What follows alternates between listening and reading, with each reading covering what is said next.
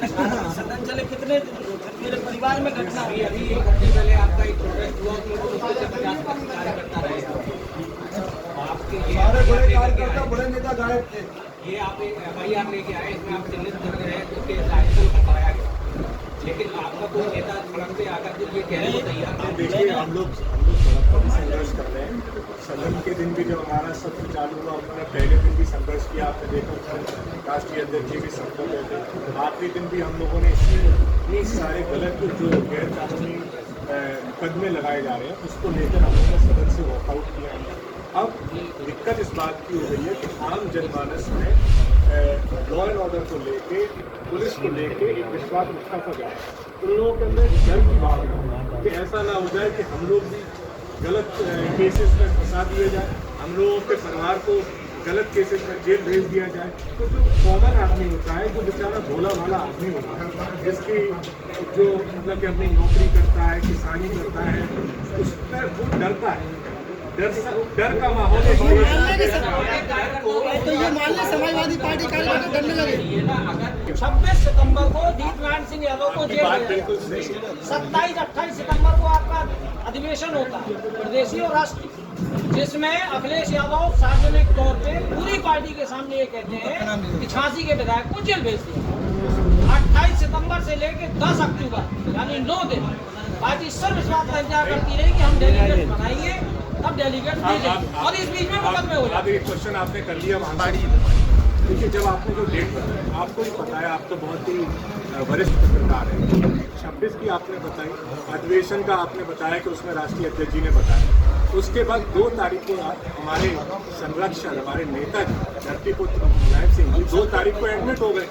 तो हम सब लोग की संवेदनाएं हॉस्पिटल की तरफ हम लोग जाने लगे। उनसे आखिरी समय था तो हम लोगों के ऊपर उन्होंने जो संघर्ष किया है, तो हमारी सब लोगों की इच्छा थी, सारे समाजवादी पार्टी के लोगों की, आम जनमानस की, जो आखिरी दर्शन उनके कर ले हॉस्पिटल में जाके उनका हालचाल जान ले।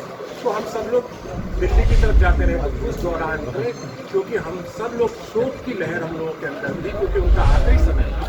हम लोग वो काम नहीं कर सकते थे कि उसकी प्रोटेस्ट में हम लोग नहीं जा सकते। जैसे ही वो जब हमारे साथ वो दुर्घटना हो गई, हमारे नेताजी हमें छोड़ के चले गए, उसके बाद हम लोगों के जो आखिरी के रीति रिवाज हैं उनको खत्म करने के बाद, क्योंकि हम लोगों के नेताजी ने जिंदगी भर किसानों के विपक्ष का काम है, उन्होंने बिल्कुल सही कहा है कि विपक्ष का काम है कि जनता के अंदर अगर कोई गलत भावना हो, कोई डर का माहौल हो, तो उसको विपक्ष को दूर करने के लिए आगे आना चाहिए।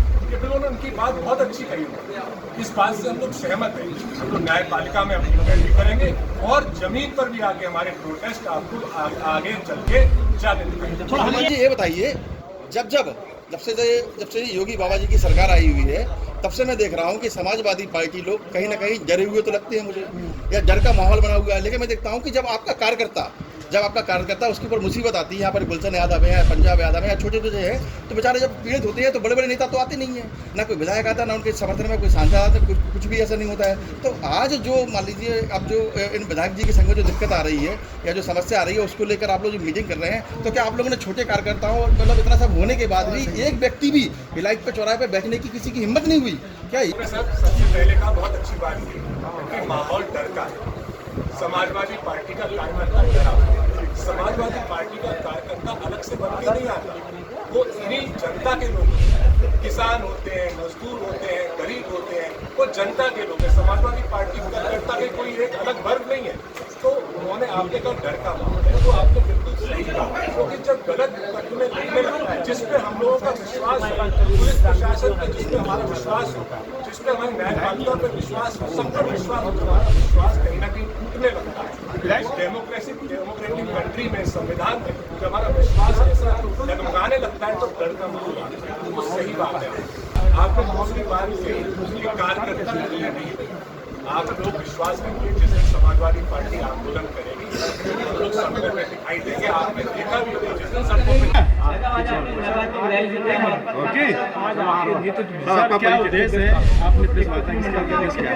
देखिए, हम लोग ये चाहते थे कि जो हम लोगों का पक्ष है वो आपके माध्यम से जनता में भी जाए, लोगों को पता चले कि झूठे मुकदमों की वजह से क्या उत्पीड़न चल रहा है। लोग ज़्यादातर जानते हैं, जैसा आप लोगों ने भी अभी प्रेस कॉन्फ्रेंस में कहा कि सब लोग जानते हैं कि ये मामला गलत है। तो ऐसे हम लोगों को बड़ा दुर्भाग्य है कि हमें देखना पड़ रहा है कि गलत मुकदमे में लोग जेल काट रहे हैं। ऐसा क्या कारण है विधायक जी के सपोर्ट में कोई भी कार्यकर्ता सामने नहीं आ रहा? कार्यकर्ता सब सामने आ रहे हैं, हम लोग कार्यकर्ता नहीं हैं, हम लोग सामने आ रहे हैं।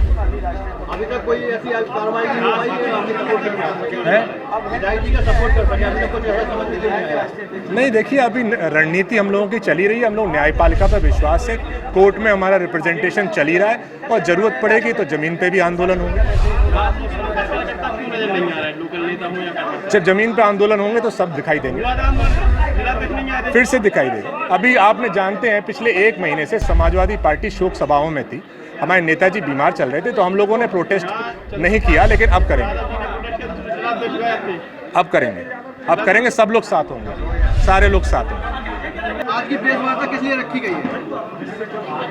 अरे गए थे बस, वहाँ से विधायक जी से भेंट हुई थी, औपचारिक भेंट करने गए थे, हालचाल जानने गए थे।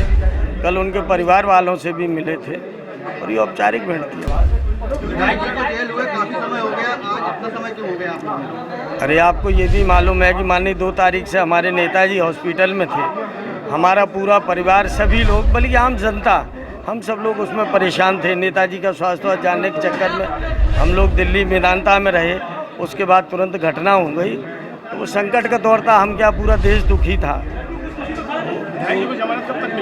अब ये कोर्ट का विषय, इसमें मैं क्या जवाब दे सकता हूँ, लेकिन मुझे निश्चित रूप से न्यायपालिका पर पूर्ण भरोसा है कि न्यायपालिका जल्द ही अच्छा निर्णय लेगी। अब देखिए, चूंकि उनका एक वास्ता रहा है, उन्होंने बहुत अच्छी परंपरा स्टार्ट की थी गरीब बेटियों की शादी की।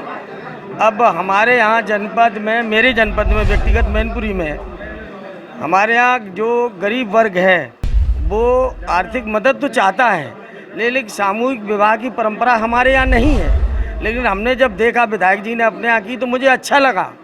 मेरा ये क्षेत्र भी नहीं है, मेरा कोई यहाँ वर्किंग भी नहीं है और कोई भी लालच भी नहीं है किसी तरह का, मैनपुरी जनपद। इसके बावजूद भी हमने 21 एक बार और 21 दूसरी बार, 2 बार मैंने बड़े कार्यक्रम मुरई में आयोजित करके 42 गरीब बेटियों की शादी की।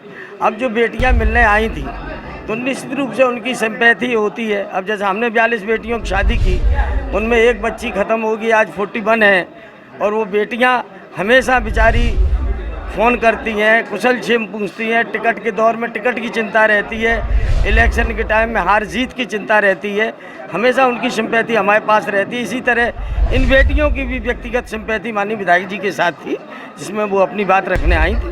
सपा गवर्नमेंट में ये जो आपके कार्यकर्ता हैं वो उस समय दबंग होते हैं, योगी सरकार आ गई है तो वो गरीब हो गए, ऐसा क्यों? देखिए, दबंग शब्द तो हम नहीं आपका स्वीकार करेंगे हृदय से, लेकिन ये चीज़, लेकिन ये कार्यकर्ता गरीब है और जो कार्य कर रहे हैं अदर, वो इस समय योगी सरकार है तब तो वो शांत है, और सपा सरकार आ जाती तो वो क्यों उठे बाहुबली? कार्यकर्ता तो मेरी आम जनता है, किसान है, मजदूर है, खेती किसनई करने वाला आदमी है। कार्यकर्ता को कोई अलग से थोड़ी कोई वर्ग या विशेष है, वही और नहीं तो वो आज निश्चित रूप से सरकार के जो कृत्य हैं उनका जो वो है, तो निश्चित रूप से आज उससे समाज में जो दहशत है, उस दहशत कार्यकर्ता दहशत में है। मामा